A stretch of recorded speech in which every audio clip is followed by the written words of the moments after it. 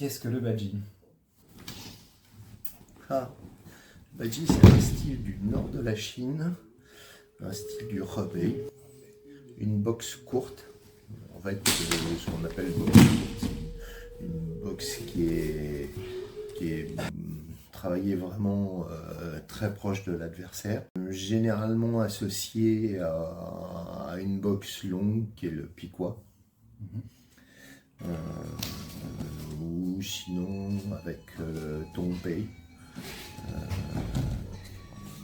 et même parfois à du Tanglang. Voilà. Tanglang, la montre religieuse. C'est une boxe qui a servi notamment aux gardes du corps du palais impérial. Les gardes du corps de l'empereur et puis ensuite les gardes du corps de Mao et de Chiang Kai-shek pratiquaient le Baji. Aujourd'hui encore, il y a des écoles de police et membres de l'armée qui pratiquent le Baji. Un style épuré, pas tellement de fioritures, plutôt une idée de one-shot, de couper court au combat, d'anéantir l'assaillant le plus rapidement possible. Je pense que ça correspond à l'idée qu'on se fait de garde du corps. On pas fait pour rester sur un ring et rester un quart d'heure, enfin je dis un quart d'heure, je schématise, mais pas sur quelque chose d'immédiat et de réponse immédiate. C'est vraiment ça. Les plus anciennes traces qu'on ait de Baji, on a le nom de la famille Wu.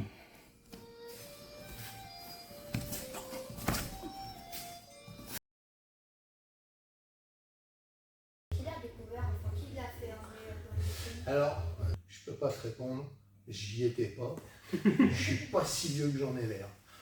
Ce que je te disais tout à l'heure, en fait, alors il y a des théories sur les origines du Baji. On remonte un petit peu loin, au XVIe siècle, d'ailleurs vers 1500. Mais encore une fois, il n'y a pas de traces réelles écrites sur des pratiques de Baji à cette époque-là. Pour remonter, pour avoir une trace écrite, on arrive sur Wuzhong, et Wuzhong, donc Wu, c'est un des membres de la famille Wu, de la famille dont on pratique le Baji, qui est la famille avec laquelle on est en lien. Il est né en 1712 et il est décédé en 1802. Voilà, ça te donne une idée, c'est 18e siècle, enfin 18e et début 19e. Mais avant ça, des théories, rien de concret, rien d'écrit. Il y a eu un essor des arts martiaux et des sports de combat ces dernières années, notamment au cours du dernier siècle. Probablement avec l'avènement des médias, ça a beaucoup fait évoluer les arts martiaux et les sports de combat. Et du coup, on se retrouve avec des gens qui ont des techniques qui ont beaucoup avancé, qui sont devenues plus performantes. Ça oblige à une remise en question, une mise au point. Et dans le Baji, je pense qu'il y a tout ce qu'il faut pour parer, pour répondre à toutes ces techniques nouvelles. Bon, alors c'est drôle parce que sur notre association sur Paris, on a fait rentrer des profs de Krav Maga avec qui on travaille régulièrement, on bosse ensemble. Et donc le Krav Maga, en plus sont des gens, c'est une école qui s'entraîne régulièrement avec le Mossad. Et donc on a comparé, enfin on n'a pas comparé, on ne vient pas en comparant nos techniques, mais on a travaillé ensemble et on est très performants. On n'est pas largué du tout, on est vraiment dans l'air du temps, on est vraiment efficace et ça ne trompe pas. Ça montre en tout cas que le Baji est pas dépassé, on n'est pas largué du tout. Au niveau des cassés de structure, il y a le simple, ça, ici, le rentré, juste le simple marteau, son chaîne. Et ici, voilà, je cherche ça. Ah, vas-y, montre-nous le point du coup.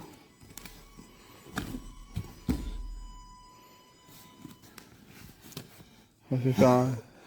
Okay. Pareil sur le main, quand on rentre, il baigne. Attends.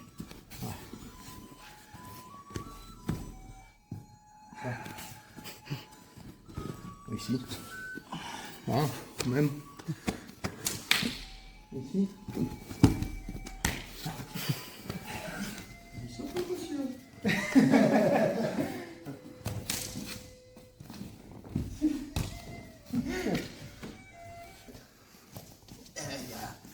Et ça.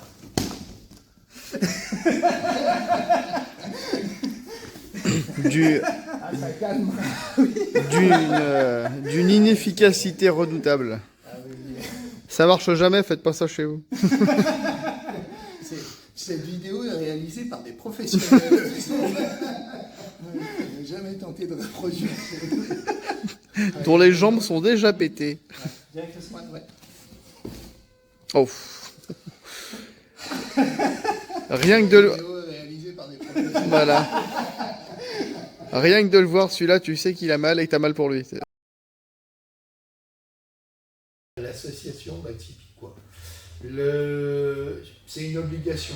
Enfin, c'est une obligation. Pas nécessairement bâti piquois, mais une association, en tout cas, boxe courte, boxe longue. Dans un combat, il y a forcément des moments où on va se retrouver collé à l'adversaire, des moments où on va se retrouver à une distance un peu plus longue. Et on est obligé de savoir gérer les deux distances. Et donc, c'est une obligation, enfin, à mon sens. C'est comme travailler les points et puis pas avoir de coup de pied ou pas avoir de projection.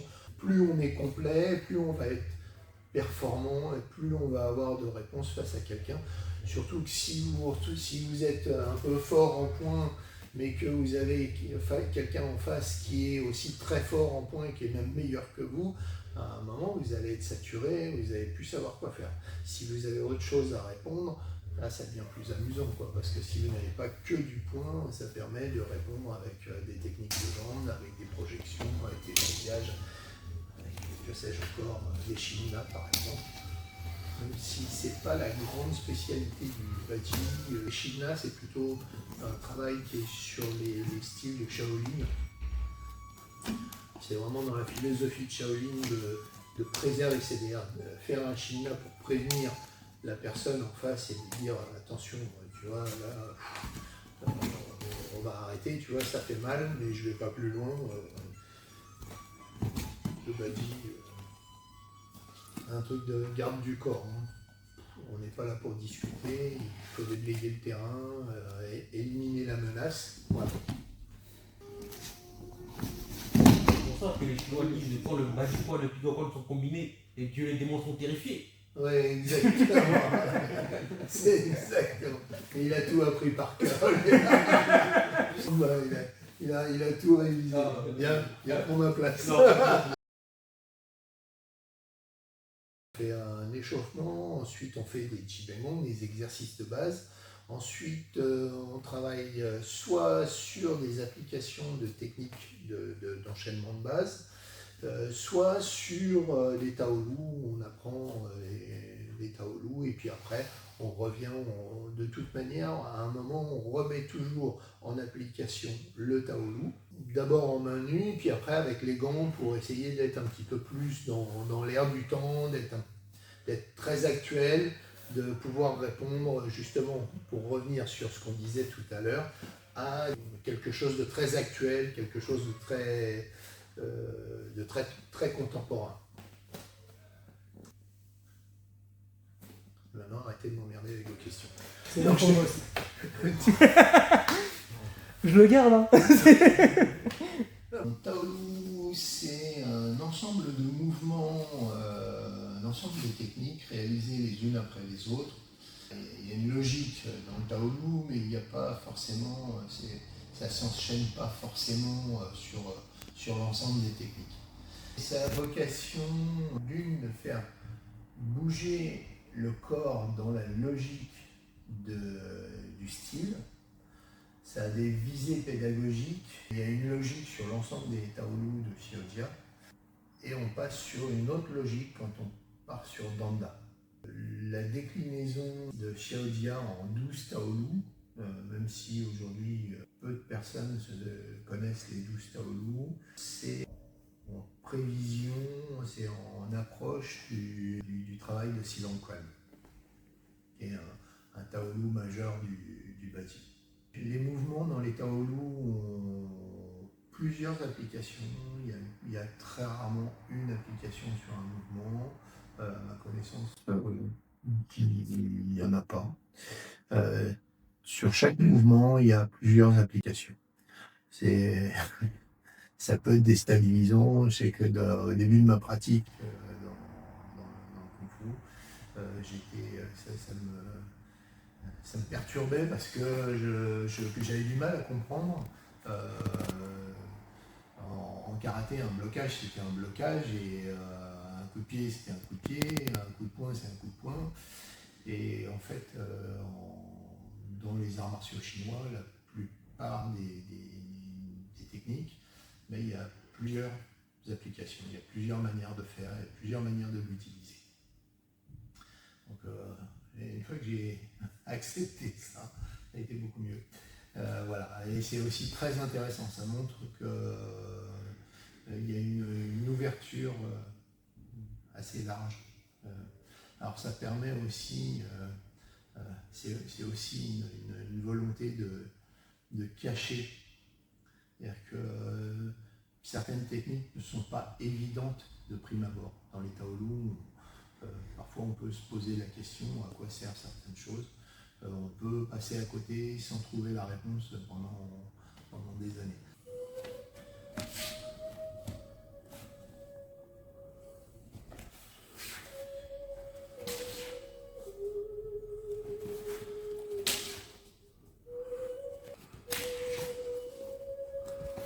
Mais...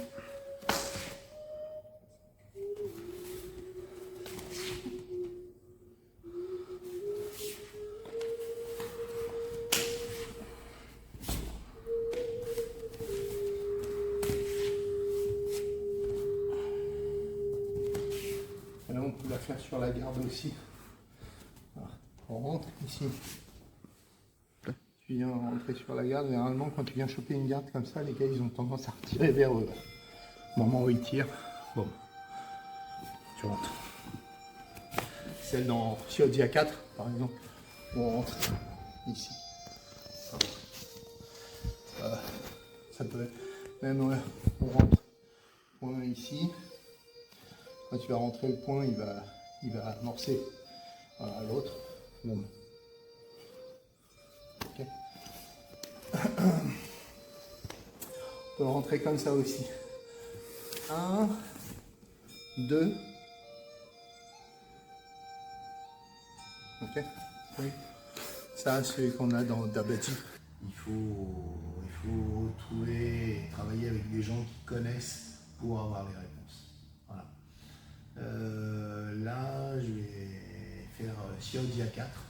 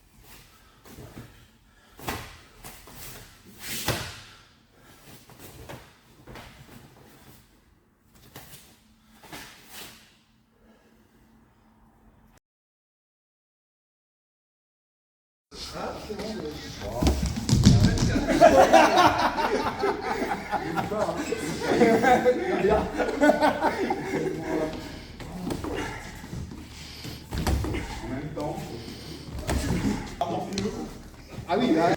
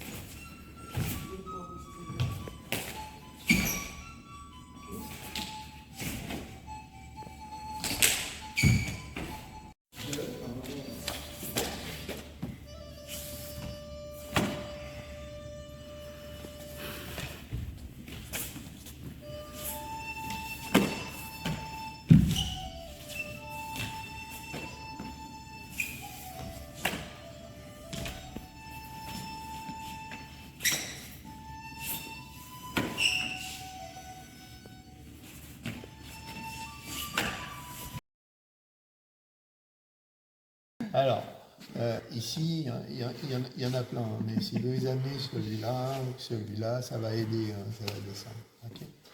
Ici.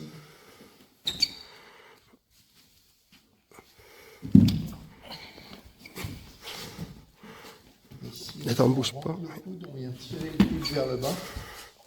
La main vient pousser la tête. Ok. En fait, ici, vous tirez avec la taille par là, la tête par là-bas. Ça marche. On peut le faire simplement comme ça aussi. Quand il tient. Attention à la moquette murale. Merci. Quand vous rentrez ici, vous avez que sa tête, elle vient. Bon. Ok. Ça marche? Ça, c'est un premier truc. On peut le faire aussi avec ce bras-là. Bon. Ok. Vous venez, vous descendez ici. Bam. Au boulot. On peut retrouver Laurent au Temple du Ninja. Sur le club de Paris, enfin de Maison Alfort, que ce soit le Temple des Arts Martiaux, un petit clin d'œil voilà, à Philippe. Les mardis et vendredis de 19h à 20h30. Au gymnase Le Stadium, le lundi de 20h30 à 22h. Au gymnase Marcel Cerdan, les jeudis de 21h à 22h30. Et pour finir, au gymnase Caillot, les samedis de 11h à 12h30. Merci à tous et merci Raphaël de cette invitation. À bientôt au club. À bientôt au club.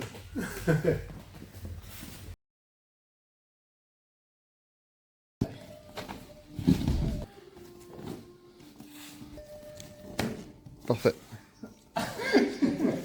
T'as eu mal, Elle est bien. un commentaire, Raphaël? Ok. Vous ne voyez pas, mais Raphaël pleure du sang actuellement.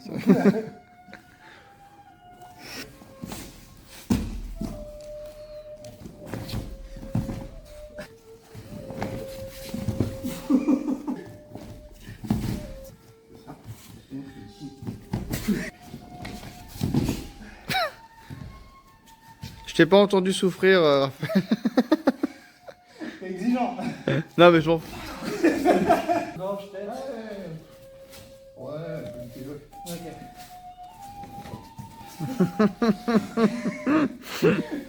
J'ai peur qu'on m'attende.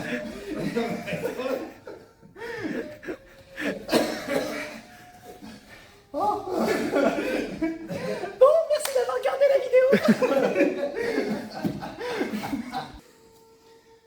Il va rentrer au job cross.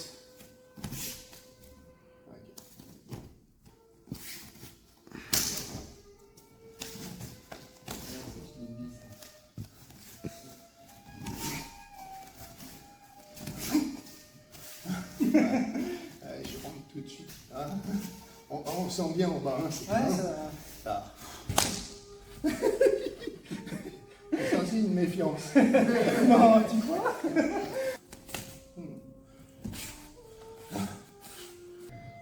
Éloigner les enfants des écrans. Elle n'est pas reproduire sur son petit frère et sa petite sœur. Pourquoi?